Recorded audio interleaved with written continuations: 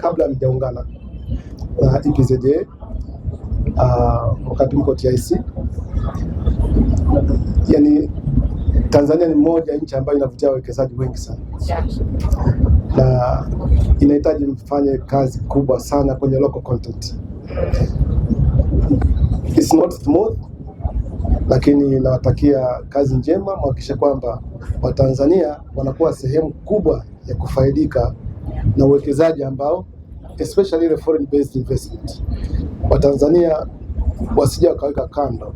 Najua mna policy, najua mna sheria, mna sera, mna taratibu, kanuni, lakini kila wakati muangalie namna ya kuboresha hali halisi ya Mtanzania atakavyofaidi na ataendelea kufaidi kama moja kama community, lakini kama nchi kwa uwekezaji huu mkubwa ambao unaendelea kufanyika katika nchi. Jambo jingine ni katika value additions. Bado tunasafirisha mazao raw sana kutoka nchini kwetu. Kwa mfano, umeongea kuhusu parachichi. Nikisafirisha parachichi kwenda nchi za nje, ndani yake nimesafirisha other products kama 26.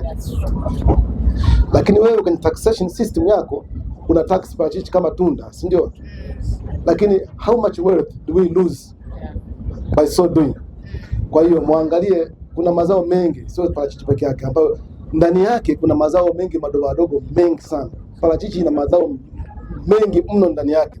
Kama tukiweza kuyachakata hayo mazao hata nusu tu yakafanyika hapa, utaona hata bandwidth yetu ya taxation itakuwa kubwa, collection yetu itakuwa kubwa, na kipato atakachopata mkulima kitakuwa kikubwa zaidi kuliko tunavyopeleka same to korosho, si ndio?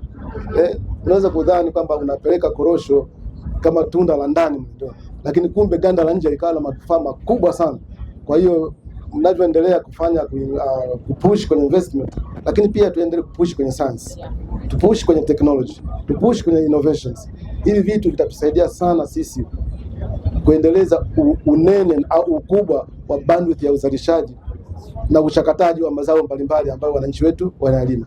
Otherwise it's a good beginning. Keep it up. Thank you a lot. Thank you.